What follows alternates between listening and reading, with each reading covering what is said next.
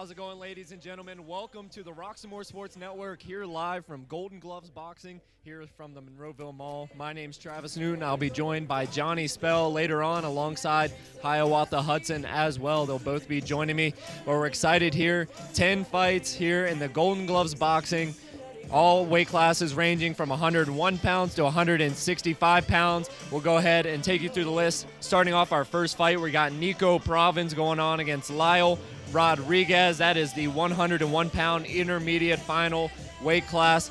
And then we have 9 more fights coming up after that. The headliner tonight is our final fight, Roxamore against Brandon Watkins. So we have a lot of excitement here from the Western Pennsylvania Golden Gloves Boxing, live from the Monroeville Mall, all on the Roxamore Sports Network. We're getting ready for the first of the fights here. Once again, it's Roxamore in the 152-pound division. He'll be taking on Brandon Watkins out of Castle Boxing Gymnasium. So we're getting ready to get things started here, live from the Monroeville Mall. We'll be right back here on the Roxamore Sports Network. Good evening, everybody. We're going to be bringing the boxers in here very shortly. If everyone could start taking their seats.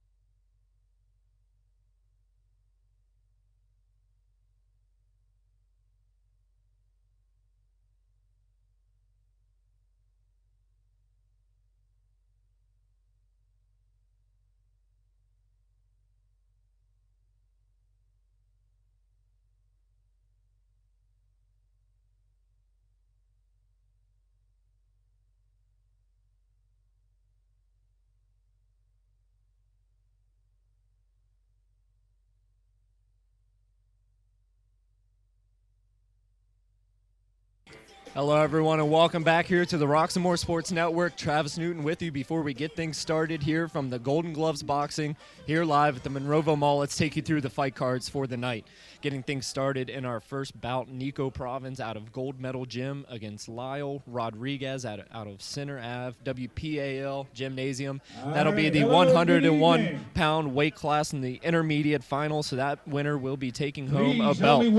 Our second fight, Keith Mosley out of Boyce WPAL Gymnasium at 138 pounds. He'll be taking on Anthony Shook after WPAL Gloria's Boxing Gym. In our third bout in the Cadet quarterfinal, we have Keon Kite. He'll be taking on Peter Sweeney in the 114-pound weight class. We then move to Angelo Volumino out of Star Status Gymnasium, taking on Keith Young out of Jack's Gym, 125 pounds. Our next fight is the Cadet quarterfinal. Kevin Weinheimer out of South Park Gym. He'll be taking on Austin Dietka out of Castle Boxing. And then in our sixth bout at 152 pounds, Will Brooks in the sub-novice quarterfinal taking on DeMarco Polk. After that, the sub-novice non-tournament fight at 155 pounds, Brandon Mahan taking on Elijah St Pierre out of Penn State. Our next I need fight you to in the state your sub-novice name quarterfinal, and what gym Brandon you're boxing Pendleton out at of so 132 everyone can pounds taking on Brett Rossif-Verbit. And in our final fight, the main card of the evening, Roxamore taking on Brandon Watkins out of Castle Boxing at 152 pounds. So they're introducing the boxers here live from the Western Pennsylvania. Golden Gloves Boxing will take you to those introductions and bring you right back to the action here on the Roxamore Sports Network. St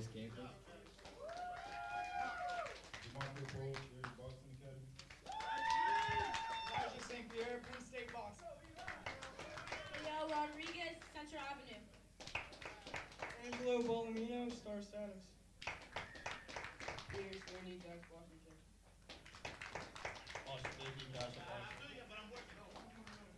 Brandon Watkins, Castle Boxing. Brett Rossif-Verbit, Penn State. Young Jack Washington.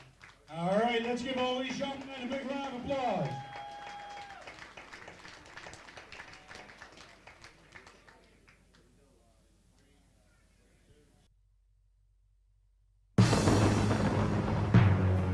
The Roxamore Sports Network starts in 5, 4, 3, 2, 1.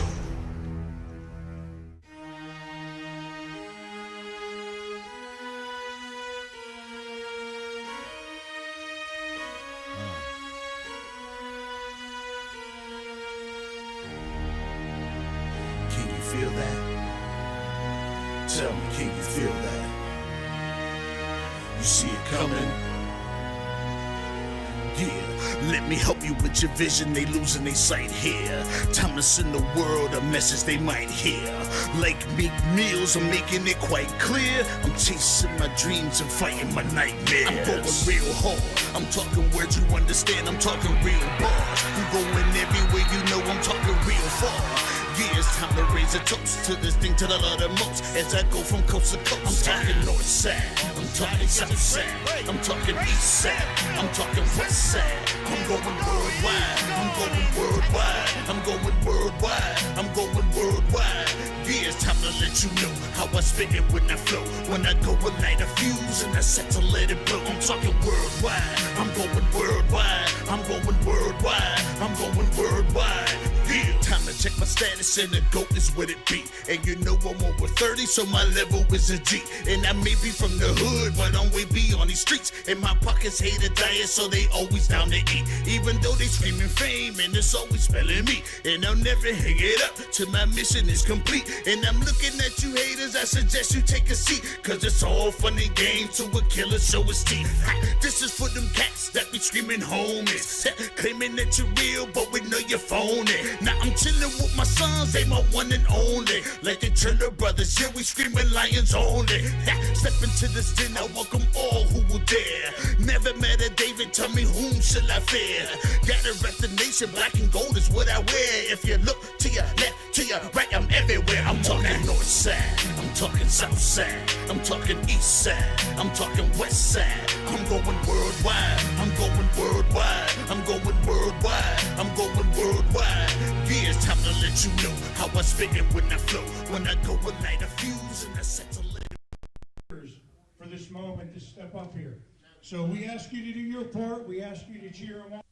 We ask you to cheer on your favorite boxer loud. Cheer him on very proud. Please ask you to keep it G. We welcome you back, ladies and gentlemen, to the Roxamore Sports Network. Travis Newton here live on the call through the 10 bouts of action here from the Western Pennsylvania Golden Gloves, brought to you by the Western Pennsylvania Police Athletic League here Saturday, February 29th from the Monroeville Mall. As we're getting the introductions for the fighters here this evening. Keep our fighters safe this evening. Getting ready to get things started. No flash photography, no... Once again, Travis Newton with Johnny Spell. Johnny, thanks for joining us today. Hopefully we get some pretty good fights as we get started here with our first fight. After the match, you want to go back and take a look at it. We have Roxamore Sports Network, one of the sponsors back here. They'll be having everything on their YouTube channel, on their Facebook page, and on the web. You can go back. It'll be actually being broadcast live right now, and there will be So once again, we'll introduce our first bout of the day. Nico Province in the red corner out of Gold Medal Gymnasium. He'll be taking on Lyle Rodriguez out of Center Ave WPAL Gymnasium in the blue corner. 101 pounds, and we're now being joined by Hiawatha Hudson. Last Saturday, you started out in the corner of an athlete. Of course, X getting the win. And a little bit of a different story here. Now you're going to be in the final fight. Yes, I figure I'd come here, do the broadcast, and then we go in the ring and take care of business after that. So we're getting ready to take a moment of silence here real quick. We'll be right back.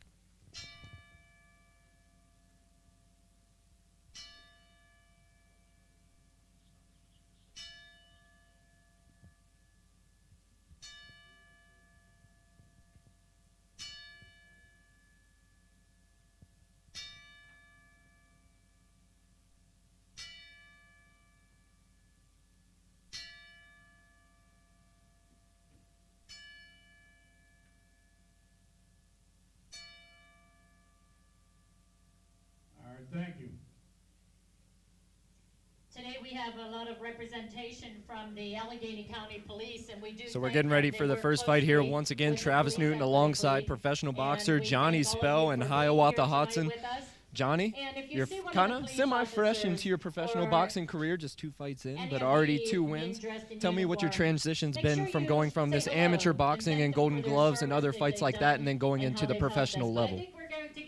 Starting now with our first good round things fight, I've been doing so is we'll be back in to staying talk with prepared. everybody and our the amateurs, you don't really want to take your amateur All career right, with now you to the all pros. formalities are You really over. a fresh start, so you know it's Let me really call about to the focusing ring on our what you first are heading boxers, towards. Keith and Getting away from Anthony. the amateur background, but always standing on what you did in the amateurs. Definitely one of the biggest tournaments in the amateurs was the Golden Gloves.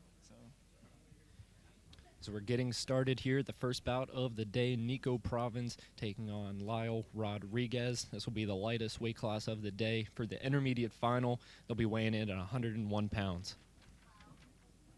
Yeah, I like it. One of my gyms, Center Avenue and 3rd Avenue.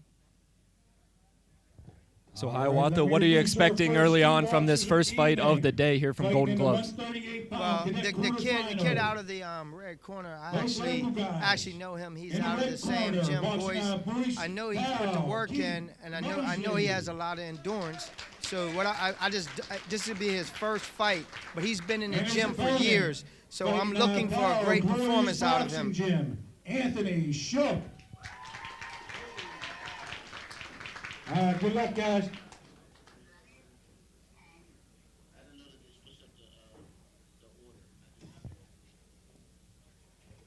So we'll actually be switching things up here. Instead of that first fight, we're moving to the cadet quarterfinal with Keith Mosley taking on Anthony Shook at 138 pounds. So already a little bit of drama before the gloves even start knocking as we get 2 fresh fighters in here. And here we go, bell rings, and we got live boxing on the Roxamore Sports Network.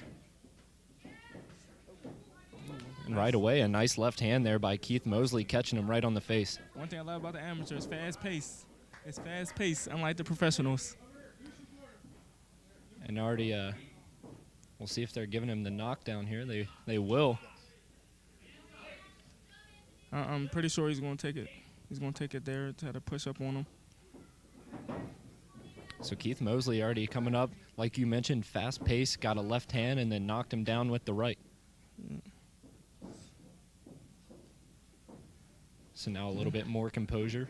Yep. He's staying calm. He sees that it's not going to be as easy as he thought. He's going thinking smart, being patient. And Hiawatha, what are you seeing from these 2 fighters early on? The one good thing is that he's not going like all out right now for the stoppage. Is now he's back to boxing, just basically taking his time. And to me, that shows me that he has a lot of poise. And the thing, like I said, he has a lot of gym reps.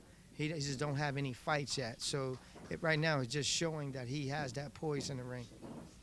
And a packed house here at the Monroeville Mall, but a silent crowd as we get a little bit of noise, but you could hear a pin drop in here to start the fight. Yeah, it's a pretty focused fight. Everybody's focusing on this fight.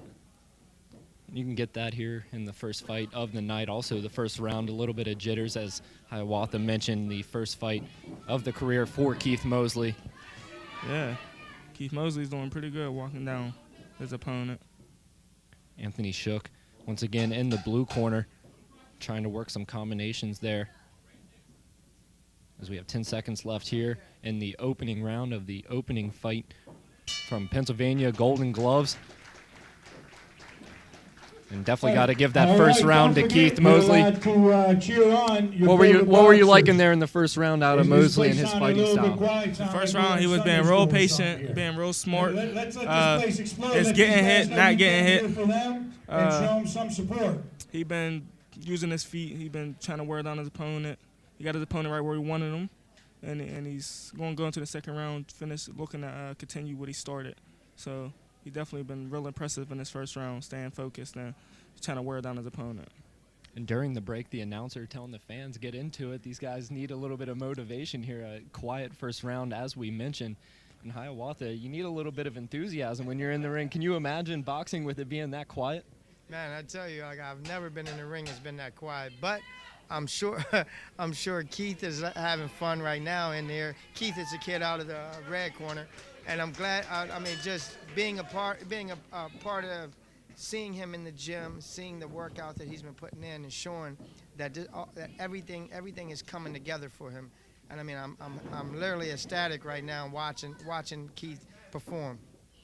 So we're here, second round action. Golden Gloves, a nice combination there out of Anthony Shook. And now we get some action here in the second round. Both fighters going at it, and the crowd comes alive. Yes, it is. He's looking for the knockdown. He's looking to end this fight early.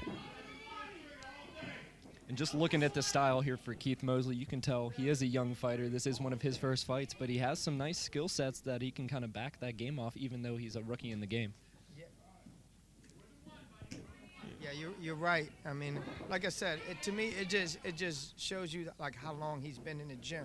So it's not so. I mean, Johnny, you know as well as I know, it's not so much of you actually had ring experience as in the actual bout itself, but when you've been in that ring before in the gym, yes, it's a lot different under the lights, but it's just showing you that he has that poise, he has that time, those reps in that gym that he need for this performance right here. Yes, he's definitely taking what he's been doing in the gym into this ring right now. Looking real impressive. And it's definitely about what you do in the gym before you get in this ring on the big stage. So second round here, Mosley definitely with the momentum in the blue corner is telling their athlete pressure, give him pressure, as he's been pretty lackadaisical early on in this fight. Of course, 3 rounds here in the Pennsylvania Golden Gloves boxing, so we're past the halfway point. Mosley trying to wrap him up. And we'll get a timeout here as we have 10 seconds in the round.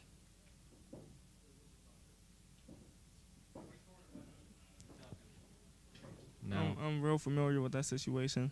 Going to the doctors. He has to go to the doctor to get his nose looked at because he gets a real bad bloody nose. So we'll have a stoppage in time here. Johnny, let's talk a little bit. Like we mentioned earlier, you've had 2 fights in your professional career, got wins in both of those with TKOs. You got another fight coming up here in the South Side. Walk me through what your training process has been going into that fight. Always starts with running. Always starts with getting my conditioning together, eating right. I had to drop a lot of weight for this fight. I'm going down to my natural weight at 126, so it's been a lot of good preparation. So after the stoppage in action to fix that bloody nose, the bell will ring and end the second round. So a pretty obvious advantage through 2 rounds for Keith Mosley. In Hiawatha, Anthony Shook, he has a bloody nose. What do you need to see him do in this final round to get a little bit of momentum going on his side? Well, the thing, he's going to have to back Keith up. But I don't see it happening right now because Keith is putting a lot of pressure on him. But, I mean, now what this is going to show me is the stamina. Do Keith have the stamina to keep it up? So it looked like during that break, he motioned that his shoulder was was bothering him out there. So, I mean, and that has been a factor like in the gym, the shoulder. So he motioned that in the corner just now. But hopefully the kid out of the blue corner If he can put on a lot of pressure right now, as you just saw, he was winding that right arm up just now. Yep. So right now the kid, he's gotta apply pressure and be aggressive, but it gotta be effective. You know what I mean? So it has to be effective aggressiveness that he has to put on with Keith right now. So we'll see if Mosley can get through this round with a little bit of discomfort in that shoulder, and he looks just fine here coming out of the bell. Yes, I give it to Anthony Shook. He's not backing down. 3 left hands in a row from Mosley after a barrage of punches by Shook. Shook doing a good job fighting through that blood on the nose. And he's, like you mentioned, definitely not backing down here in this final round. Yes. He's proven us wrong with backing him down, like we said.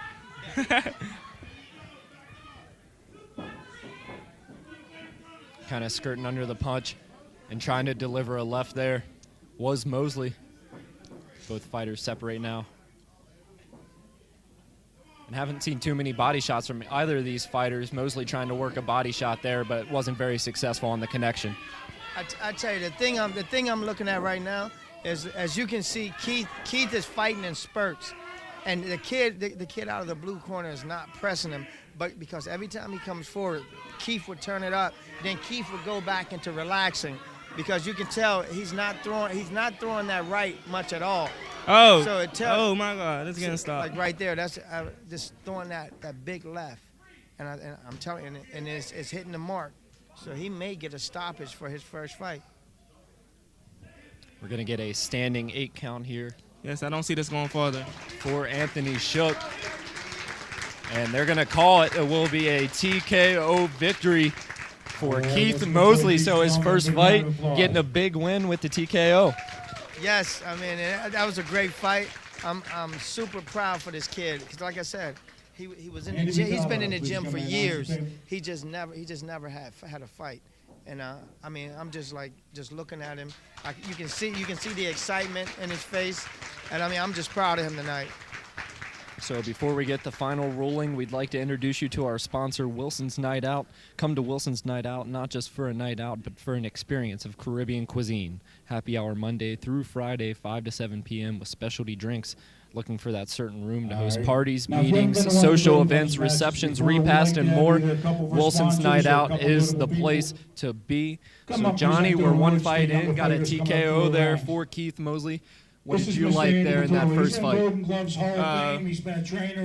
The Coleman kid stayed active. He just showed that he's ready for the next level. He's trying to improve. I give it to the Anthony Shook kid. He did not back down. He stayed in the fight the whole time. But the Keith kid put on a show. He did what he was supposed to do. He got the fight done early, and he's going to the next level. So once again, they announced Keith Mosley as the winner. For a lot of time, give them both a big round of applause.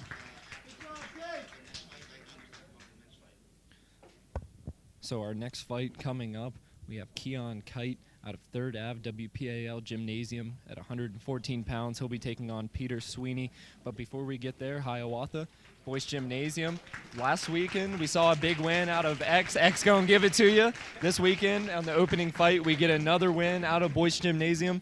How do you attest to your athletes and the work they've been doing that shows the results here at at Golden Gloves Boxing? Well, I look at it. I mean, it just shows you. I look at it right now. Boys is hot. I mean, we got a lot of good fighters coming out of the gym right now. I mean, me and Coach Rick, we're the main 2 coaches there. We talk all the time, talk about just how excited we are to see these guys perform at this level now. I mean, like I said, I mean, you just got to take your hat off to the work that they put in the gym for it all to be displayed out here. I mean, I'm just proud of the kids. I mean, we have 2 young kids that got their first win. And, you know, I look at it, I can't wait to get back to the gym on Monday because we know it's going to be rocking. And, Johnny, for the fans at home, what can you tell about the camaraderie being associated with a specific gym and how you kind of stick together with those guys as you see them every day in the gymnasium?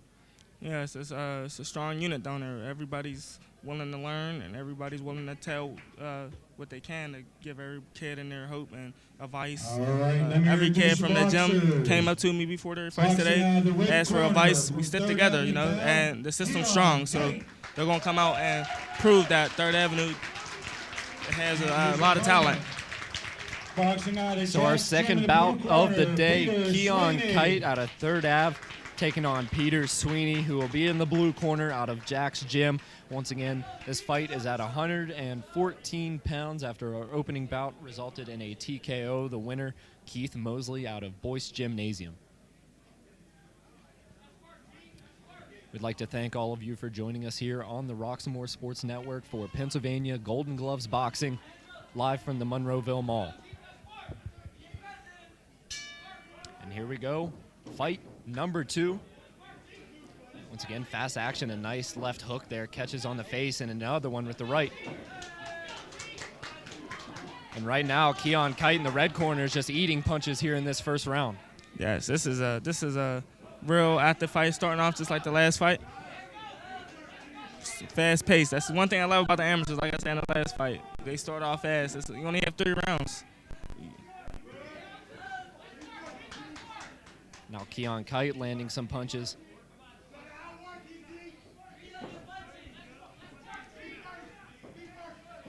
And you talked about how these fights, only 3 rounds, fast pace. Tell me how your attack kind of changes as you get more and more rounds as you move to professional boxing. Yeah, you're a professional. You cannot go into the professionals with the amateur mindset and rounds and time. It's way different. It's a better point system, so you have to go out there and be patient. Hit and not get hit in the pros is very important in the pros. So you can. Neither of these fighters holding back here as we have another tie-up on the ropes trying to get out of it is Keon Kite.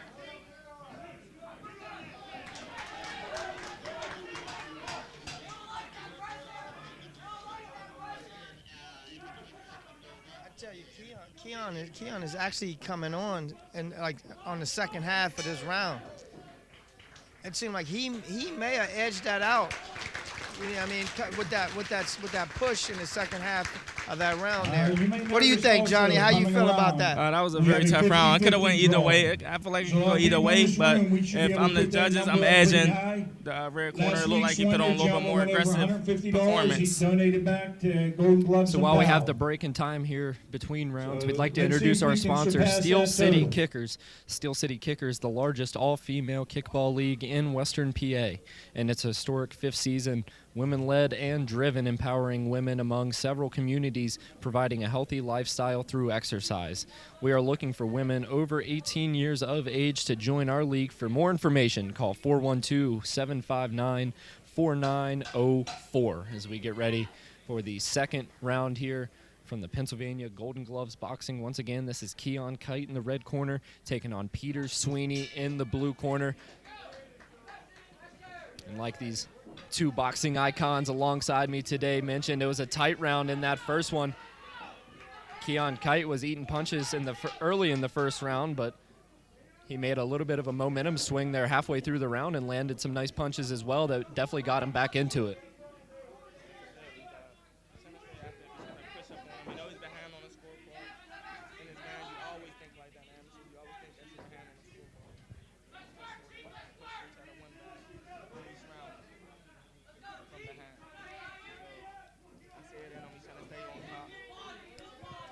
And so far, Hiawatha Hudson not a judge, but last weekend he had a perfect score, guessing all the fight winners correctly. With an exception, I'm going to have to call you out on this one with the Deontay Wilder and Tyson Fury fight. A little bit off on that one, but we won't hold it against you. Yeah, that was a tough fight last week with Deontay Wilder. I mean, it just shows me Tyson Fury had put the work in. You know what I mean? He said what he was going to do. He did exactly what he said. So, I mean, I just look at it. Deontay Wilder, he has to go back to the drawing board. You know what I mean? Put his big boy trousers back on, get back in there, and see if he can land that big right hand. I mean, if he can't land it, I think it's going to happen the way that it did last Saturday. But if he do land it, I can promise you it'll be a game changer.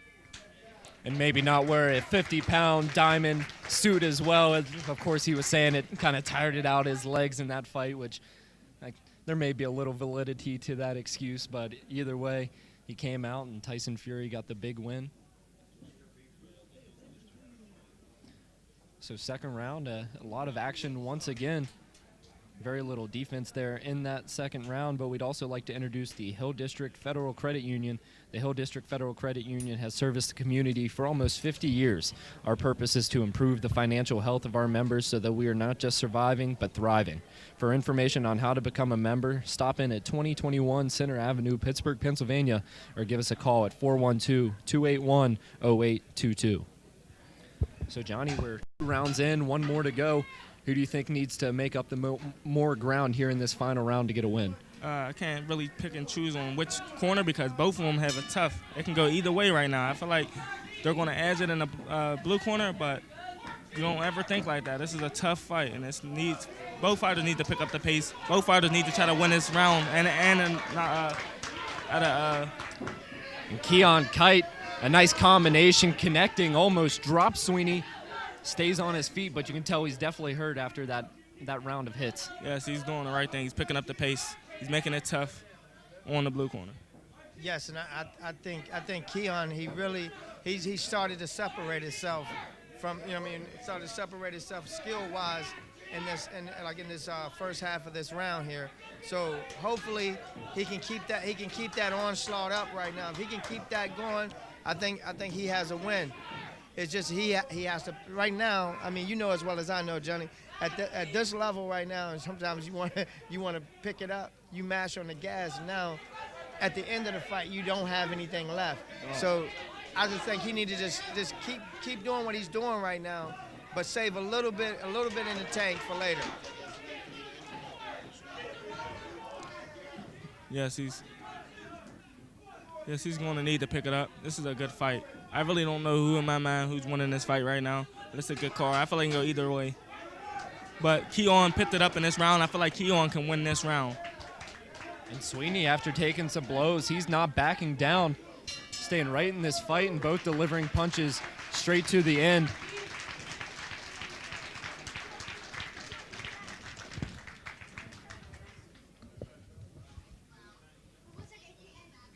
So we're now going to be joined by Keith Mosley.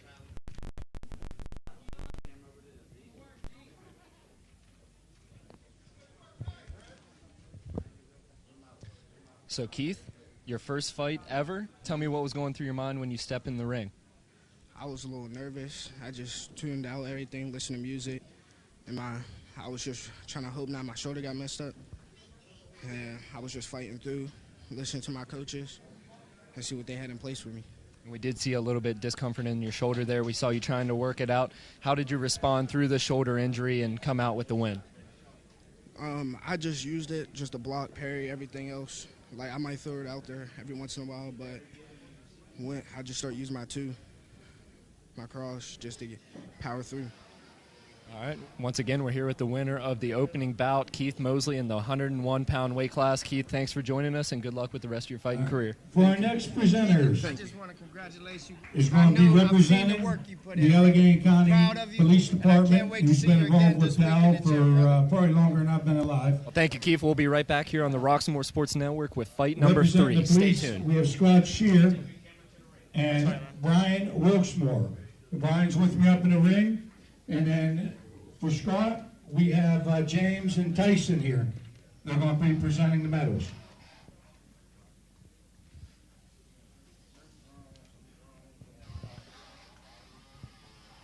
Oh, they didn't announce it yet. So once again, we are going to the decision here for fight number 2. Keon Let's Kite give these two gentlemen taking a on big round of Peter applause. Sweeney in the 114-pound weight class in the intermediate semifinal, as we are going to the decision. We'll see what it is here. Johnny, you said you don't know who the winner was. It was a very tight fight. I'm going to edge it with the blue corner. All right, Edging these with the guys blue are corner. gonna go Hiawatha, how about you? here. I'm going to go with the red corner on this. After 3 rounds, we have I'm a with you split in the red decision. corner, so we'll see. With the winner, boxing out of the red corner, Keon. There we Kite. go. Nice call. All right, let's give both these guys a big round of applause. That's a nice call. I know it was gonna be. I know it was Edge. I know they was gonna make it a tie, and I didn't know who they was gonna choose at the end. That was a tough one. Yeah, that was pretty tough there. I mean, the only reason I gave it to him because I say the first round I gave to the blue corner.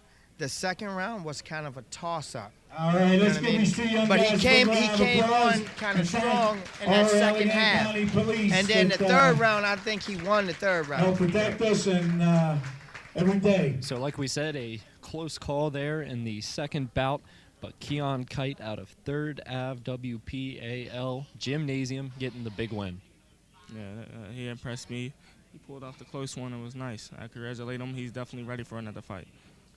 So before our next fight, we're going to go ahead and take it to a short commercial break. We'll be right back with live action here on the Roxamore Sports Network.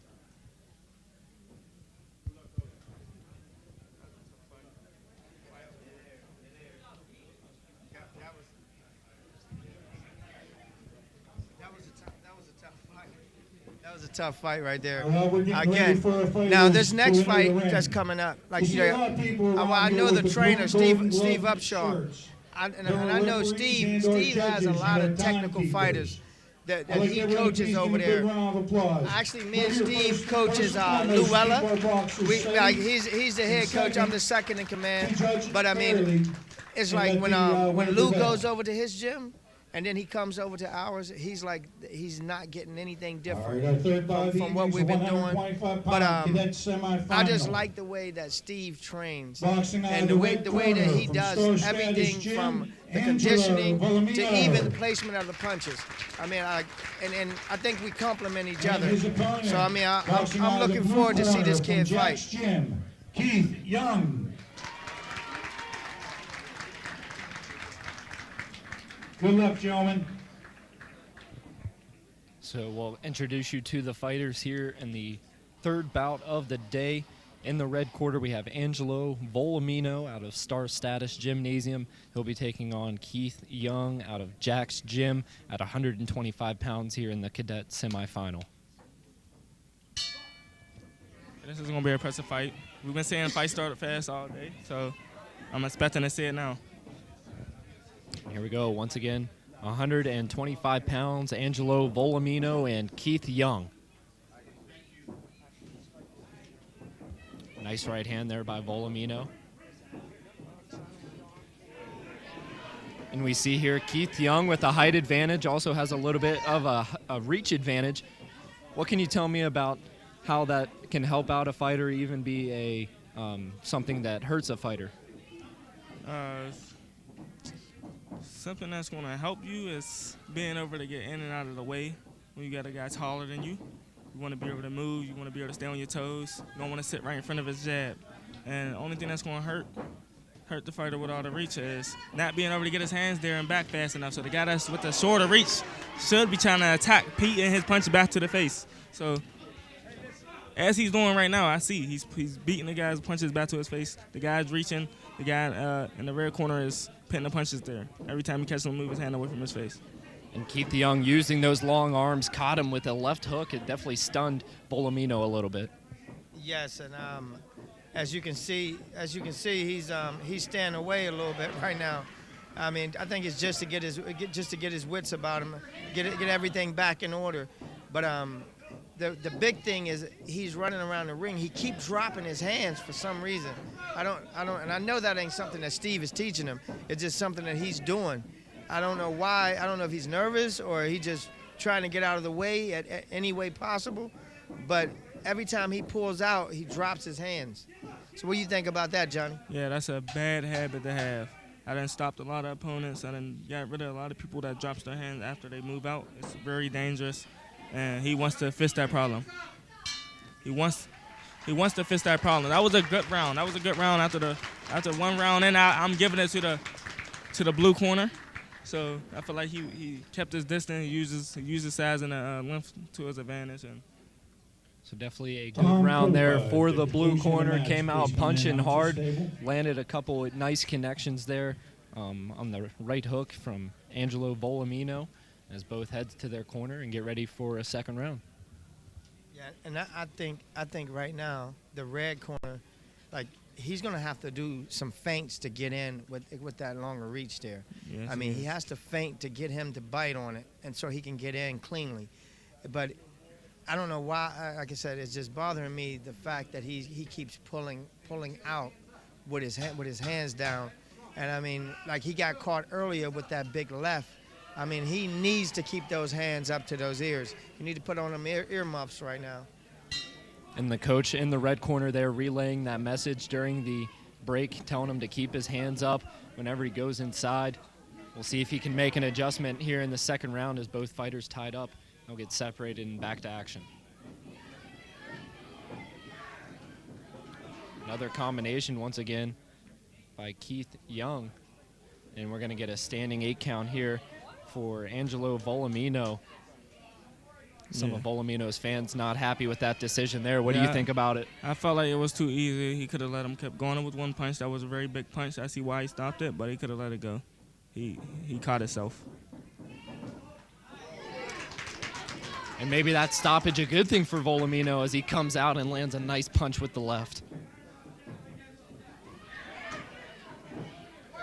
To me, I look at it when you get hit with a big shot like that, and then here you get that standing 8. Sometimes that lights a little fire under you, because now you know you in a fight.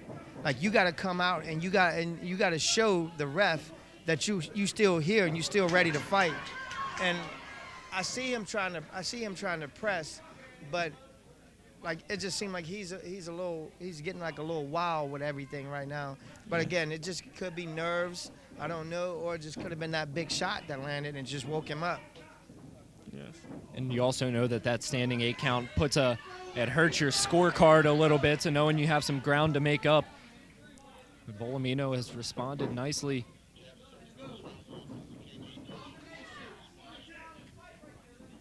So now both fighters tied up alongside the ropes. Yes, this is a real aggressive fight. 10 seconds left here in round 2 of 3 from the Western Pennsylvania Golden Gloves Boxing. The fighters tied up once again, and they break it apart as the bell sounds, and we head to the third round after this quick break. But we'd like to introduce our sponsor, Cagers Custom Artwork. Get your custom logos and artwork done for your home or business with Cagers Custom Artwork. You can find him on Facebook at Cliff Cager or give him a call at 412-915-6873. So Hiawatha, we're 2 rounds in, 1 more to go. Who do you think has the advantage going into the final round? Right now, I'm going to give that advantage to the blue corner, Jack's Gym. And I just look at it like the kid out of the red corner, like he didn't feint at all coming out of there, because like I said, the kid out of the blue corner already has the reach. So therefore, you have to be careful with the pulling out. And then he's pulling out with his hands down. That's how he got caught in the second round with that hook. So hopefully he could bite down on his mouthpiece. And I would just tell him, look, you got to go get it now. You got to leave it all in the ring right now. Yeah, I'm with you on that one. You got to think that Angelo Volumino knows he's down 2 rounds, so he's going to need to land some serious punches here and possibly get a knockout or a TKO.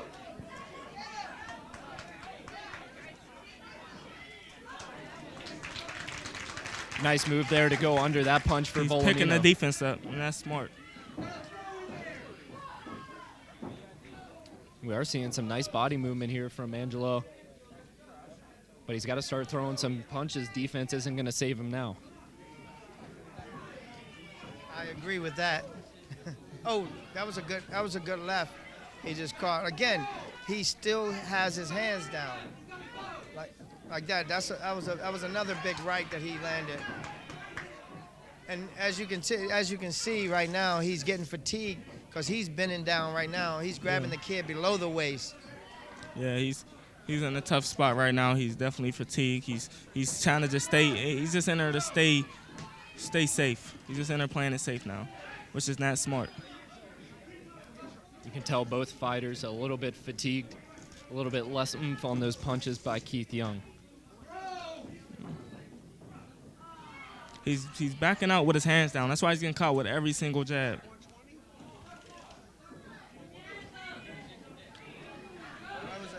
great right hand down the Yes, it down the was. middle there. Yes, it was. I thought that might would have caused I think a he would have got an standing 8 count. Yes, he should have with that punch.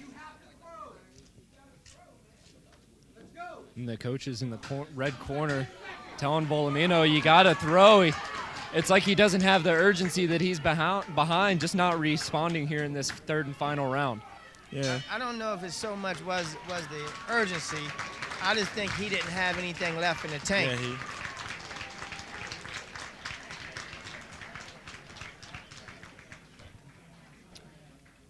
So we're going to go to a decision once again here in the third fight of the day. We'd like to remind you to keep it tuned in on the Roxamore Sports Network by following us on our social media. Of course, you can like us on Facebook, subscribe on YouTube, follow on Instagram, and make sure you check us out on Twitter. You can download the Roxamore Events app and also visit our website at www.roxamoresports.com. So we're going to go to a short break and bring it right back. An interview with Keon Kite, the winner of the 114-pound cadet quarterfinal. He's been a long-time sponsor here of the Golden Gloves and Police Athletic League. So let's give Tom a big round of applause. So the camera's facing what way? This way?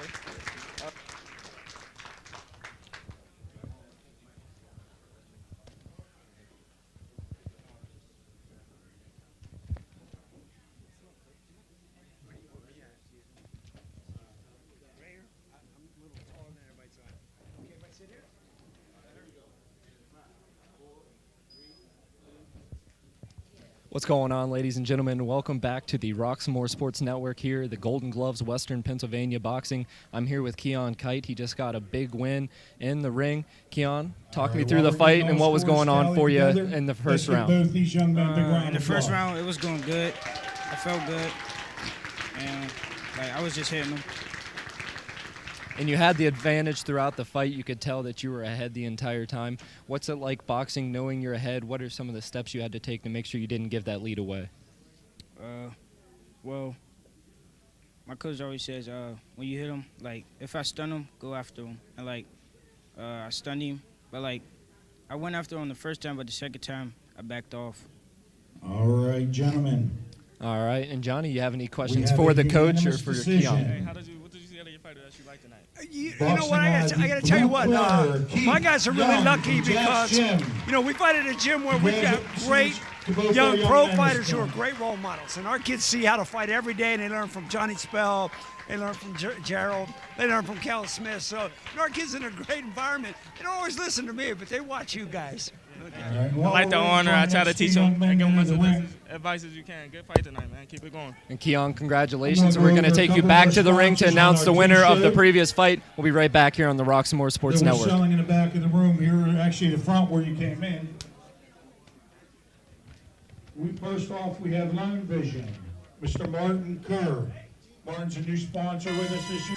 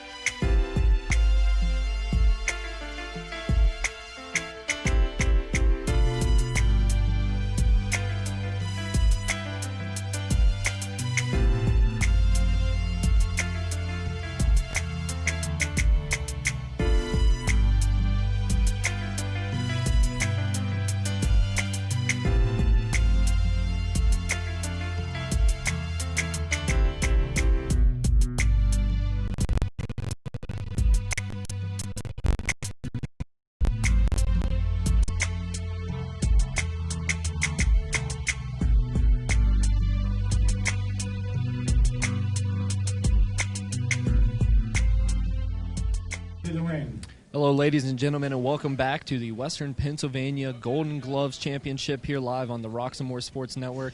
Travis Newton alongside Johnny Spell and Hiawatha Hudson in the previous fight. The winner out of Jack's Gin, Keith Young at 125 pounds, the cadet semifinal, so he will be going to the final for the championship. Coming up next, we have the cadet quarterfinal at 132 pounds. In the red corner, we have Kevin Weinheimer out of South Park Gymnasium. And in the blue corner, Austin Dietke out of Castle Boxing.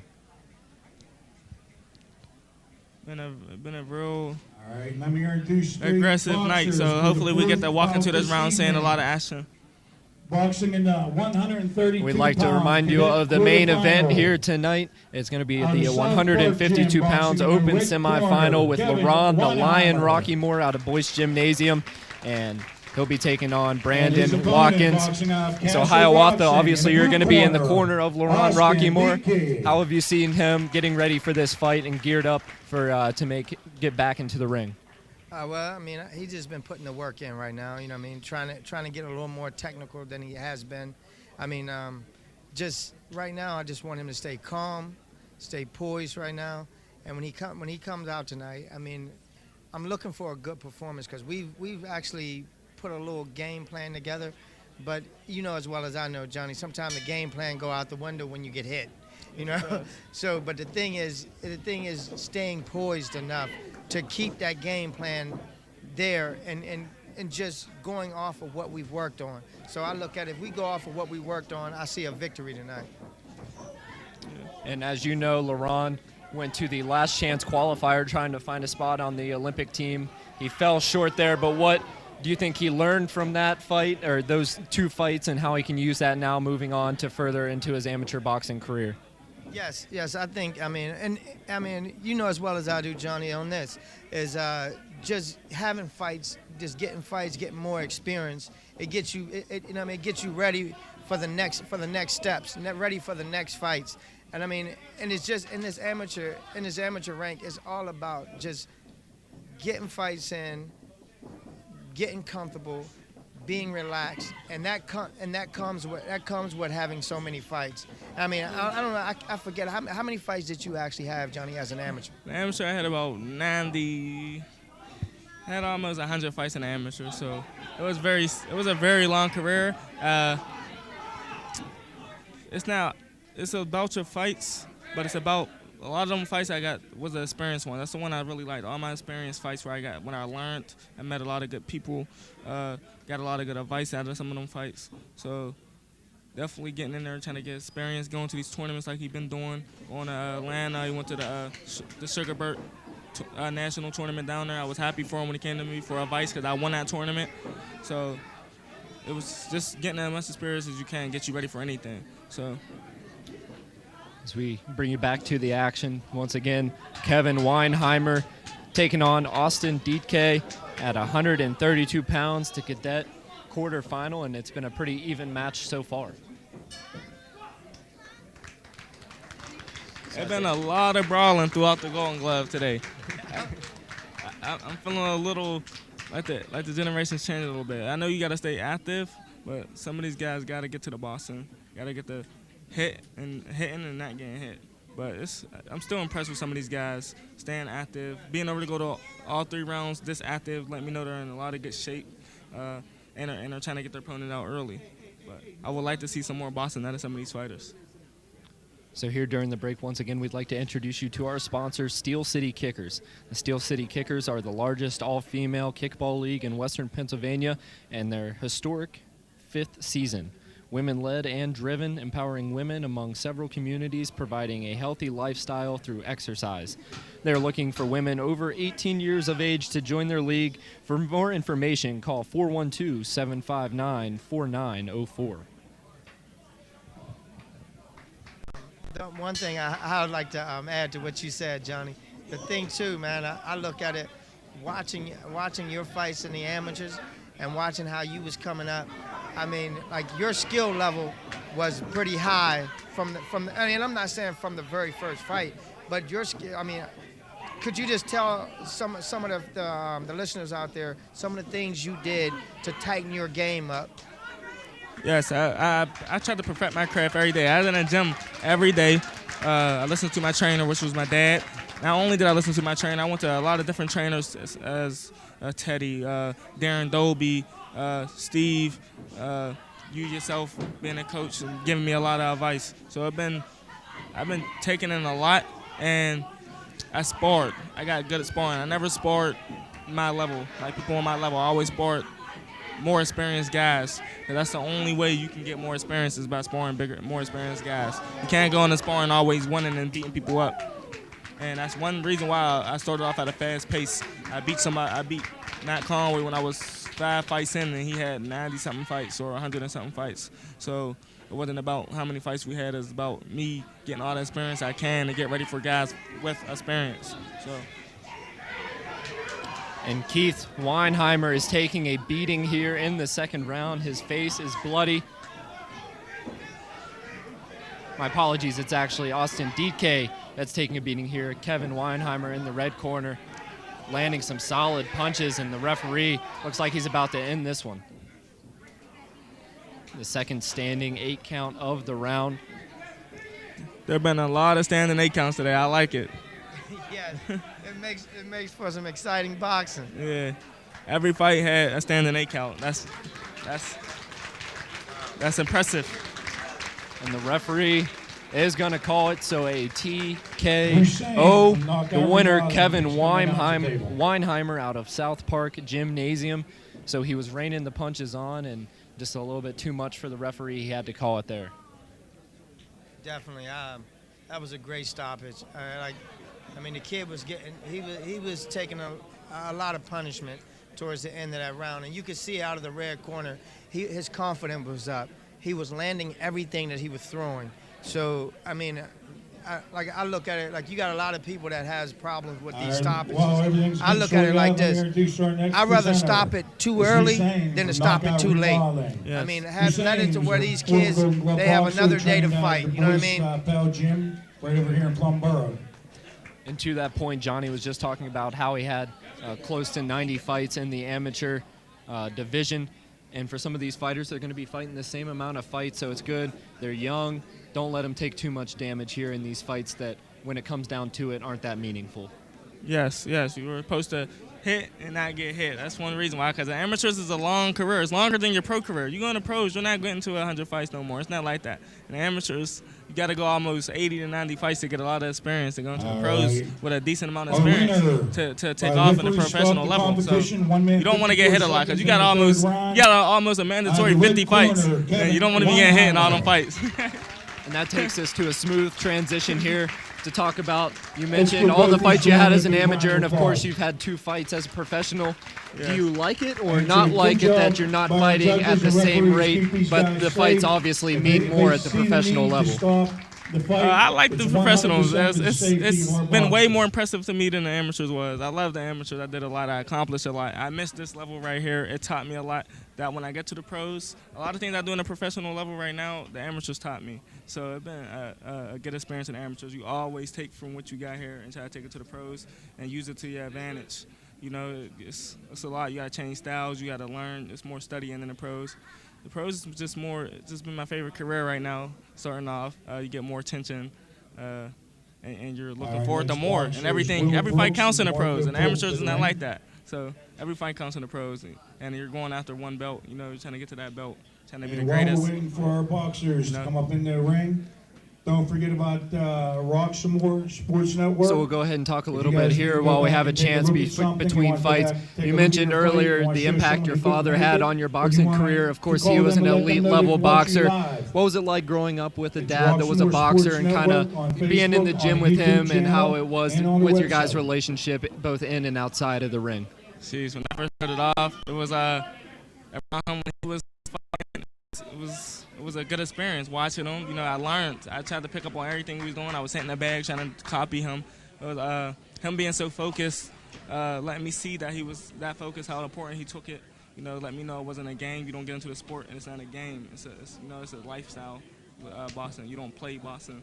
And let me know that at a very young age that when I really choose this sport, it's not going to be something I'm doing like playing football or playing basketball. I'm going to be living boxing. So you let me know nice and clear. Quarterfinal. So we move now to our 5th bout of the day. We're halfway there. It's going to be the sub-novice quarterfinal at 152 pounds. Will Brooks out of 3rd Ave Gymnasium taking on DeMarco Polk out of the Erie Boxing Academy. From 3rd Avenue, I like this fight. Will Brooks. This is a fight to pay attention to. I like it. I think it's going to be real interesting. It's going to be like just like all the other fights. It's going to be a lot of banging. It's going to be interesting. I feel like this is going to be another 8 count stoppage. I see it. So I guess he comes out of Third Ave, right? Yes. Okay, so you've been down there working out when this kid's been working out. Yes, he's very aggressive. I like him. He pays attention to me. He tries to take a lot of things that I'm doing in. He lets me know that he's paying attention also. As you can see, he's been paying attention. He's using his head. And you talk about how you're kind of an idol to some of these younger boxers in that gymnasium. Was there anyone whenever you were in the amateur reigns that you kind of looked up to, even not in your gymnasium, just in boxing in general? Yes, we can start off with somebody that wasn't in my boxing organization in general, and I'm gonna say I looked up to Sergio Martinez and Floyd Mayweather. And when it comes to people that was around me that I looked up to, it was Francisco and Paul Spatafora. I always looked up to Paul Spatafora. He was always like a big model to me. That was my favorite boxer.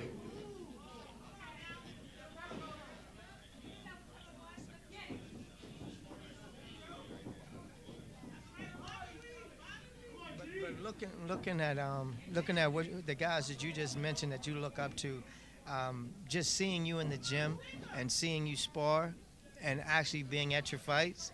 So that Mayweather, I can tell that, I can tell you're preaching that hit and not get hit, and that is boxing. Yeah. But I look at your style. Your style is so calm, so smooth. Just watching you spar and I watch you spar a lot of big guys as well. Yeah. And you make them pay when they miss. Yes. It's like to me, it's like the deal. Like, okay, you are a lot bigger than me. Yeah. You may think you're more skilled than me, but you're not. Yeah, exactly. And I see how you draw guys in. Yeah. And then you make them miss. Yeah. And definitely make them pay. Yes, it's the key. So every boxer I named is a big factor in that. So watching all them guys and watch how they did it, I tried to mimic it, and I'm actually turning into my own style. So it's getting very impressive for me. I ain't get to show the professional level yet, how interesting it's going to be, but it's coming. I feel like March 20th, I'm going to get to show a lot of talent. So. We are definitely looking forward to that. Once again, that'll be in the South Side, your third professional fight. While we have the chance here in between rounds, we'd like to introduce you to Worldwide. Make sure you get your copy today of the newly released single, Worldwide by Boona, in all digital stores for just $1. Go to Amazon, iTunes, Spotify, and more to get your copy today. So, Johnny, you were predicting a pretty fast-paced fight there. It's a little bit slower compared to some of our other fights coming out. Yes. I didn't expect it to start off this slow, but they're actually trying to box. They're respecting each other's power, which is smart. So I think that's the reason why this fight is slowed down. They're respecting each other's power. They don't want to get hit. So we get ready here for the start of the second round. Once again, this is our fifth bout of the day. The sub-novice corner final at 152 pounds. Will Brooks in the red corner and DeMarco Polk in the blue corner. Hit and I get hit is what he's doing. Yes, he's staying real defensive. I'm liking the red corner in this fight.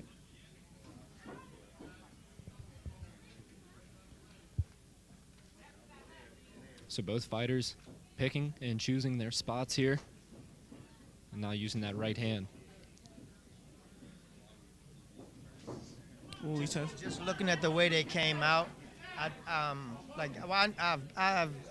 kind of know Coach Drew over there from Erie.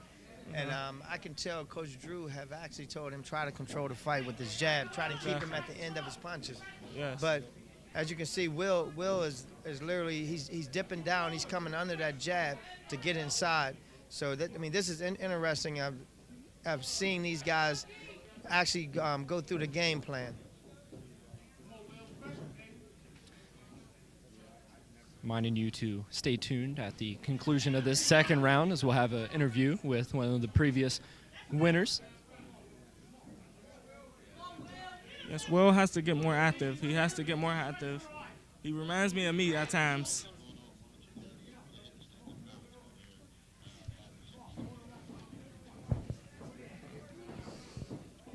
So both fighters exchanging punches. Like we mentioned, a lot of defense here. It's a big defensive fight. Will Brooks continuing to put the punches on the body of DeMarco Polk. as they're going to break them up. Just 10 seconds here in this second round as we get ready to head to the final round here in the sub-novice quarterfinal.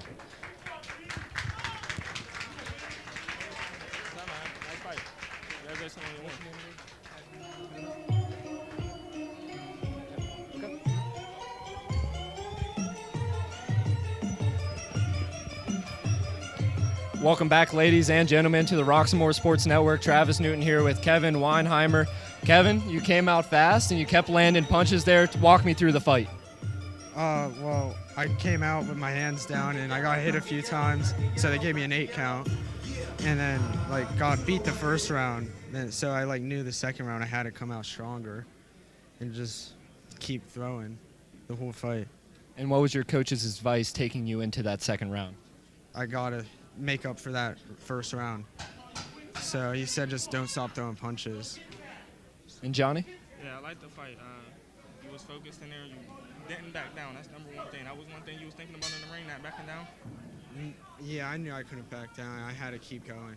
Yeah, it was a tough fight. Yeah, that was a good performance. Word of advice, keep doing that, and work on more defense. Yeah. You was looking pretty good in there. I like the performance. Thank you. Looking forward to seeing you again. Thank you. So once again, big shout out to Kevin Weinheimer. Good luck throughout the rest of your boxing career, and great job today. Thank you. Good job, Jay. Thank you. I see it, man.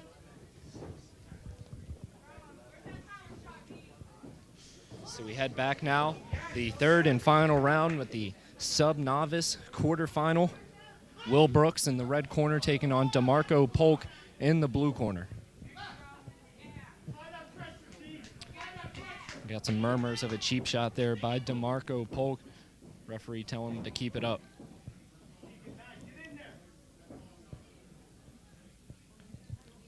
So Hiawatha will once again go to you as a nice right hand landed there by Brooks. Very talented. Obviously, amateur boxing, it takes tournaments like this to establish fighters. What do you like about the amateur boxing realm as it prepares fighters for that professional level? I mean, I just like the fact that, just getting guys ready for that professional level. And just especially around here in Pittsburgh, I mean, a lot of the guys here, you kind of see like a pattern of how, I'm gonna start off with me not being from Pittsburgh, is coming here and seeing this amateur level and seeing a lot of the fighters have a pattern that they have here in Pittsburgh. But the thing is you got some of the fighters outside of you, Johnny, that don't really go out of Pittsburgh much. Yeah. So a lot of the style here is like, how can I put it? Yeah, it's like the similar, what I call the Pittsburgh jab, where everybody jabs hard and comes back and forward. Yeah. And look at that. I mean, things are changing slowly now because you got a lot of fighters that's going different areas, and they're starting to travel more. And so that's something that I really love seeing now, that the styles are starting to change up, and everybody's starting to go different places. Seeing boxing in a different light. And I look at it, and you got a lot of kids today, when they go to those other places, they see different styles. And Johnny, you know as well as I know now, especially in the pro game, styles make fights. Yes, it does. And you want to travel to see as many styles as you can. So when you get to that level, that nobody's coming at you with something that you never saw. Exactly. So and what I'm proud about now is that the fighters here are starting to do some traveling. Yeah. Definitely. That's another way to get a lot of experience, because styles do make the game, and if you don't know the style and you get in there and not being familiar, you could get hurt. Who's the president of the Allegheny Mountain And Hiawatha and myself Association. have had this conversation a number of times. He's been I'll go supporting ahead this and sport ask you, for a long time how in do you this see area, the and he's done wonders to help these kids out. So let's give him a big round of Obviously, applause it's for had Mark its ups Mackey. and downs, but it's really starting to reemerge once again with a number of pros like yourself, of course, Llewellyn McClamey. What do you see the progression being like in Pittsburgh boxing? I feel like I'm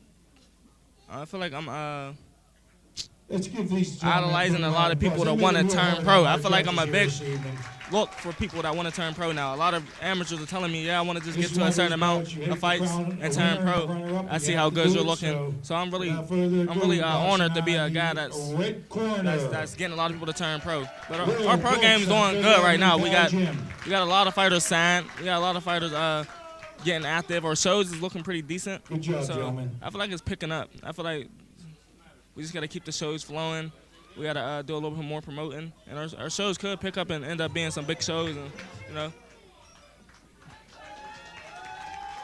So as you see on your screen, Will Brooks getting the win by decision. A good fight by him. So you were predicting a knockout. We didn't see it as more of a strategic fight. Yeah, there, they but surprised still me. A good fight Yeah, they the two. surprised me. It was a good fight. They both stayed away from the high action in the fight. They tried to box, so you know, be smart, hit and not get hit.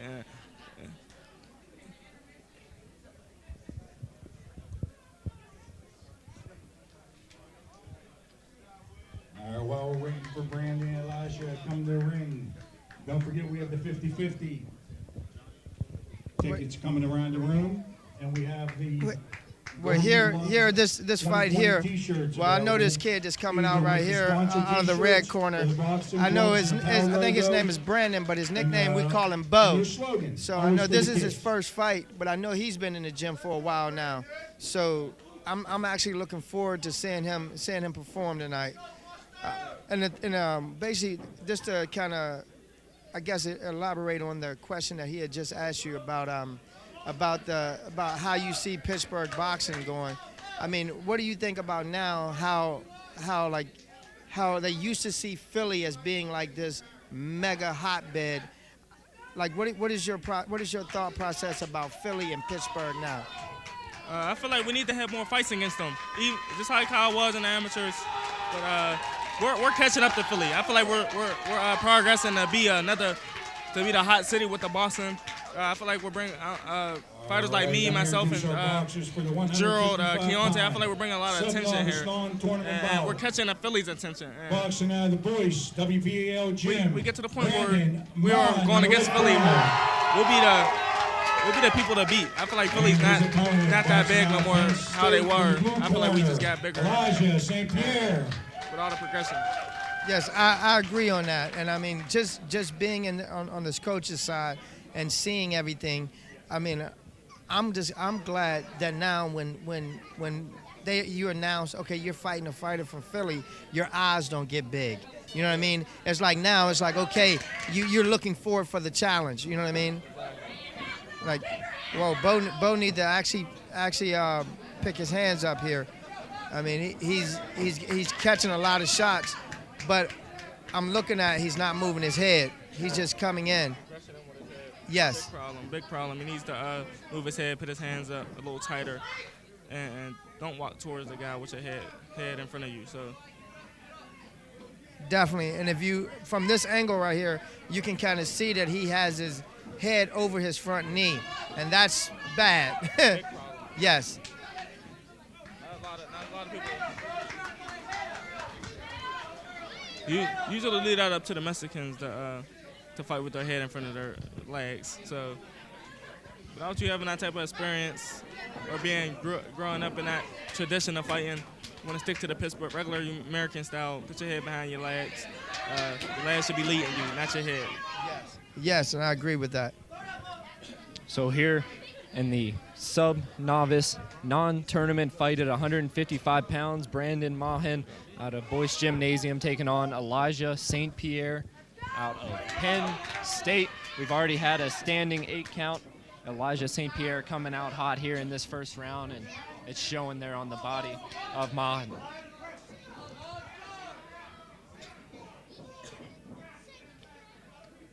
It's coming out once again, first round here of the sub-novice non-tournament fight. Brandon Mahan in the red corner, and Elijah St Pierre in the blue quarter out of Penn State. And already here in this first round, both fighters look a little bit fatigued. Yeah, they're tired. They're throwing a lot of unnecessary punches. This is lesson learned for people. Watching all these fighters tonight, lesson learned. So the end of the first round, Elijah St. Pierre with the advantage, getting that standing 8 count. Once again, we'd like to introduce you to our sponsor, Steel City Kickers. The Steel City Kickers are the largest all-female kickball league in Western PA.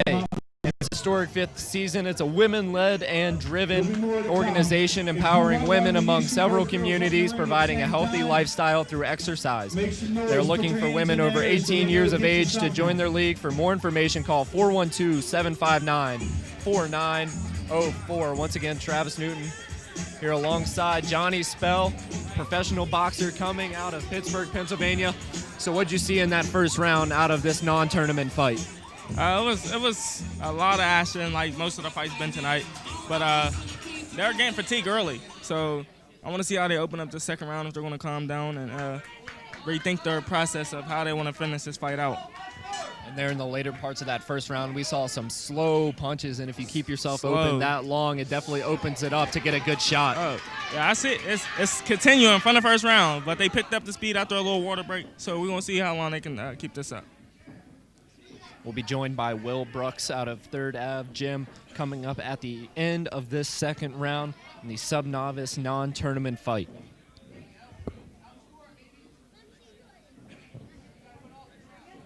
So we'll see how Brandon Maughan can respond here.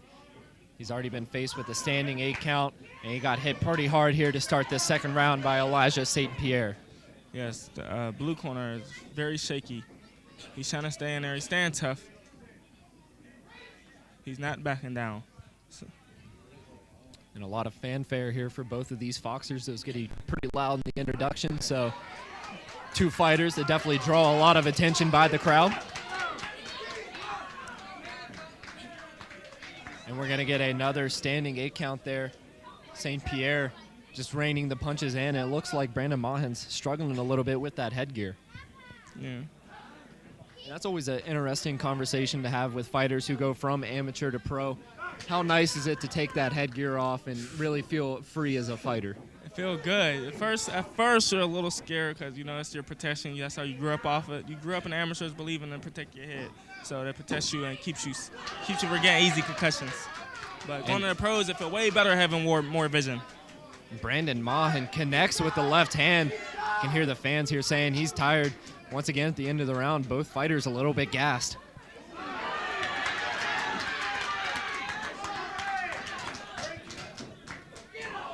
So Maughan, a little bit of a comeback here in the second round.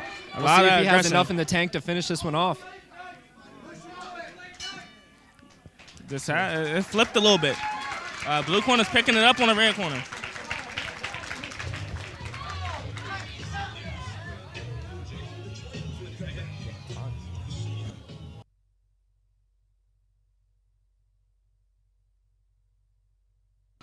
Welcome back, ladies and gentlemen, to the Roxamore Sports Network. I'm joined now by Will Brooks. Will, is a very even fight there at the beginning, and you kind of, as the fight progressed, kind of had your name come out as the winner. What was your method going in for this fight? Just keep on pushing forward. When I get him on the ropes, just try to, give him a couple of hooks to the body and stuff like that. And during your fight, we were having the conversation. Of course, you guys work out in the same gym. What's it like seeing Johnny progress through amateur up to the professional level, and how do you kind of mimic your fighting style from his? Just keep on pushing, man. Just keep on pushing. Yeah. Keep on pushing. It was very impressive seeing you box. Being out of 3rd Ave, you guys seeing me and looking up to me and always trying to ask me for advice. You did a lot. You did good. Just hit and not get hit, which is smart. Thanks. So nice boxing. I look forward to seeing you again, man. Yeah, thanks, man. Once again, Will Brooks getting the win here on the Roxamore Sports Network. Will, you got a lot of potential. Keep working, man, and good luck throughout the rest of your career. Thanks.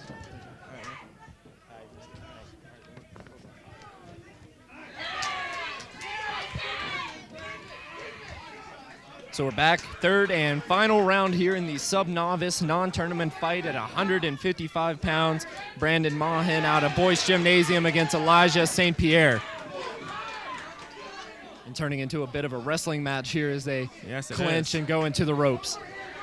Yes, they're getting real frustrated. They want to pick it up. And Elijah St. Pierre came into this in the first round and really dominated, but doing a good job of coming back in this one. Brandon Maughan, he's landed some solid punches here in the previous 2 rounds. Yes, he is. He made an impressive comeback.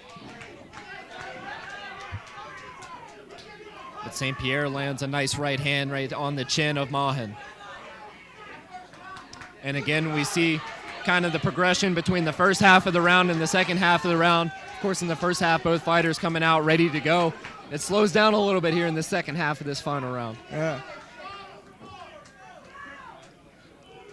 We're seeing some very slow punches out of both fighters now. Yeah, they are very fatigued.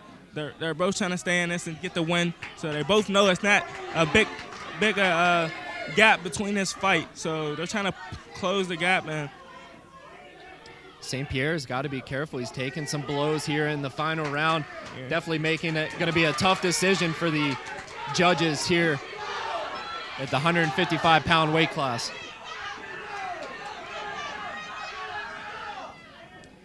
And the fans are certainly into it. Right in front of us, we have some fans of Brandon Mahan. Yes, as the bell rings. Hyped. Yes, they are very hyped for him. And a good fight there at 155 pounds. Brandon Mahan started out slow but found his groove in the last 2 rounds. Definitely going to make it a tough decision for today's judges. Yes. Officer Berry and Sergeant Rob, please come on up there, ring. I don't know who I'm going to take. It was a very tough, close fight. I feel like it can go either way. It was a toss-up fight. Say that St. Pierre was more consistent throughout the fight, but Brandon Mahan landed some nice punches. Definitely could have caught the attention of the judges. But it's going to go to the judges for a decision, so we'll see who's going to get the win here, as we have just a few more fights left from the Western Pennsylvania Golden Gloves, brought to you by the Western Pennsylvania Police Athletic League. Coming up next, we have Brandon Pendleton taking on Brett Rossif Verbite. And then our last fight of the evening, Laurent the Lion Roxamore taking on Brandon Watkins at 152 pounds. So we'll now go to the judges' decision here. Another round of applause. That was a phenomenal fight. They fought 3 total rounds. And I know you said you don't know who won, but if you had to pick, if you were a judge, who are you giving it to? I'm going to go to the blue corner with this one. I agree with you on that one. Yes. So we're both have our money on Elijah St. Pierre out of Penn State. We'll see if the judges agree.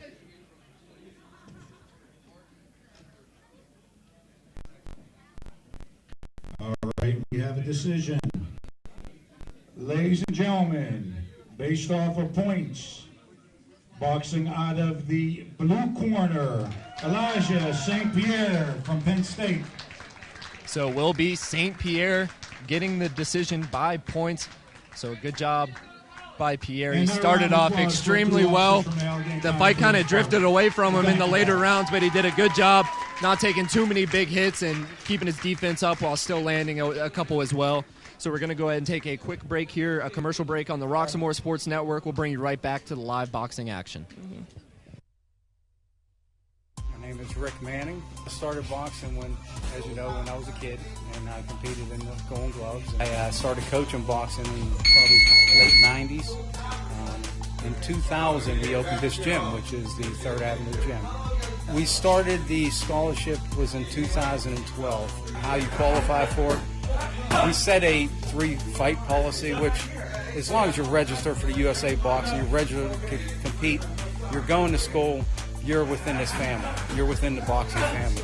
Donations are made out to the WPAL, Western Pennsylvania Police Athletic League. We're a 501c3 nonprofit, so donations are tax deductible. Contact me on my cell phone, 412-965-0703, or you can reach me by email at manningrdm147@netscape.net.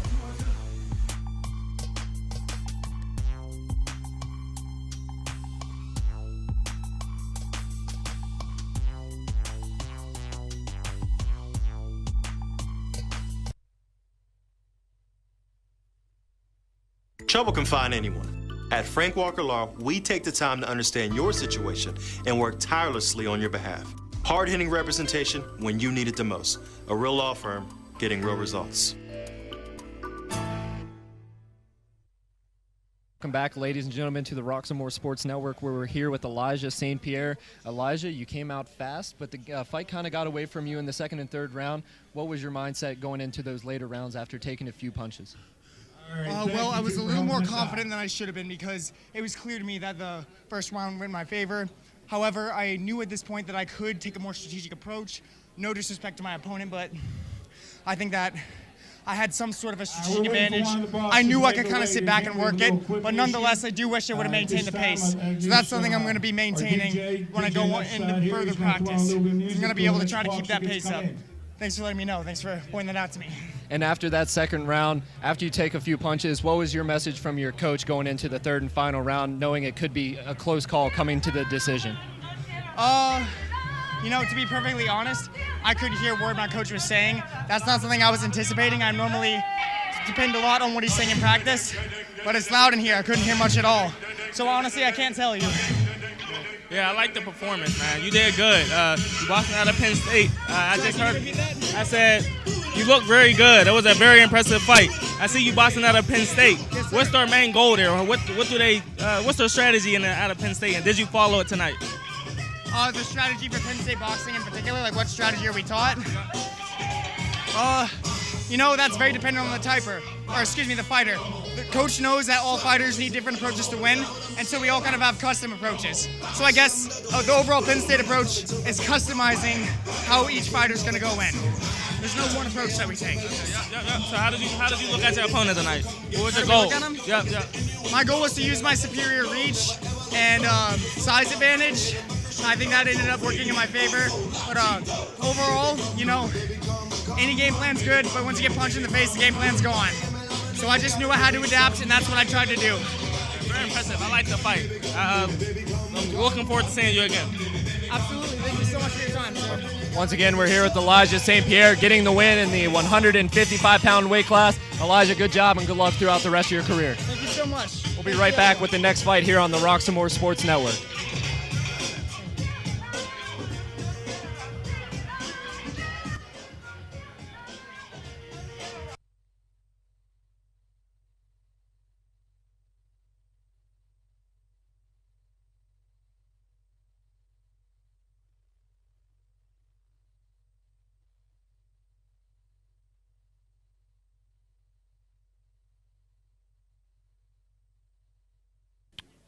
I'm very excited about seeing LaRon. I done seen him come a long way from when he first started out to spawn with me and getting to here today. I'm very surprised to see what he's going to do today. Make her way to the ring.